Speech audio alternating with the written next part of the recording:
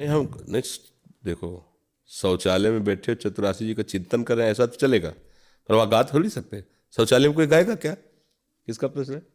शौचालय में गाओगी क्या कि जो ही प्यारो करे? ऐसा तो नहीं होगा। शौचालय में तो मौन रहा जाता है। कुछ ऐसी शास्त्रीय आज्ञाएं जिनका पालन करना चाहिए, जैसे जप के समय मौन रहना चाहिए, भोजन के समय मौन रहना चाहिए, शौच लघुशंका करते समय मौन रहना चाहिए। जब तक पवित्र न हो तब तक शब्द कोई भी नहीं होना चाहिए। ये नहीं कि आप शौचालय में बैठे हो वहीं से आवाज दे रहे, नहीं, आपके सुकृत नष्ट होंगे। शासन, ये वेद शासन है, ये शास्त्र का शासन है। हाँ, ऐसा संध्या के समय भोजन नहीं करना चाहिए, संध्या के समय सोना नहीं चाहिए। तो अब उसमें जब हम कुछ भी नहीं बोल सकते तो चतुरासी जी कैसे गा सकते हैं? शौच के समय हम चतुरासी का चिंतन कर सकते हैं अंदर ही अंदर, जो ही प्यारो करे सोई मोहि भावे। उस समय हम राधा वल्लभ श्री हरिवंश नाम अंदर अंदर जप सकते हैं। शब्द तो कोई नहीं बोलना शौच के समय।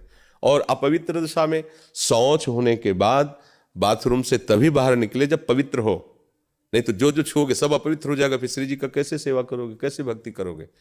मतलब शौच हुए ऐसे हाथ धोए बाहर निकल जाए, ऐसा नहीं। अरे पहले तो था कि बाहर शौच जाना होता था, अब तो है कि आपके बाथरूम में अगर कई बार भी जाना है तो दरवाजे बंद करो, कपड़े उतार दीजिए, जितनी आवश्यकता उतना शौच जाइए, फिर पवित्र होकर फिर कपड़े धारण कर लीजिए। वो तो एक घर है ना। आजकल तो बहुत बढ़िया व्यवस्था है। तो ये नहीं कि शौच गए बाहर निकल गई रसोई और सब छू लिया तो सब अपवित्र कर दिया, वो वैष्णव सिद्धांत के अनुसार नहीं है। लघु शंका के ठीक से लघु शंका में बैठो, कपड़ों में ना गिरे, लघु शंका होने के बाद हाथ धो, पैर धो, कुल्ला करो, वैष्णव हो, पवित्र रहोगे।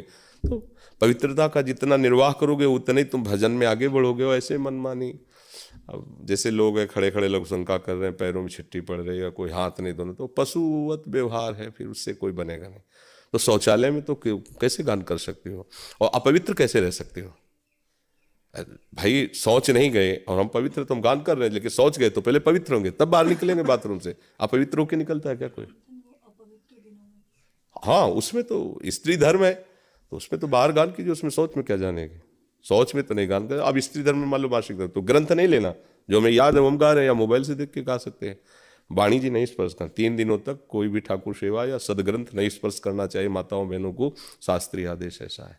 समझ में आ गया?